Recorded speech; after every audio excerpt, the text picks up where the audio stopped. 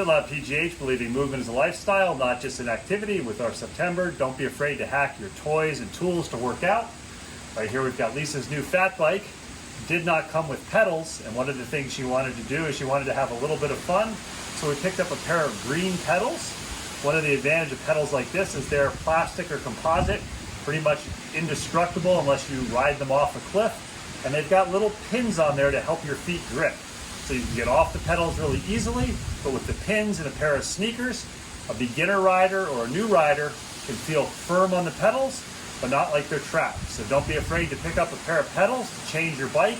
And one thing to remember, the right side crank, righty, tighty, lefty, loosey, the normal way, and the left side or the other side of the bike, if you're going to take the pedal off, is reverse threaded. So to tighten it up, you turn it to the left. To take it off, you turn it to the right or backwards. Another movement tip, lifestyle hack from FitLab PGH.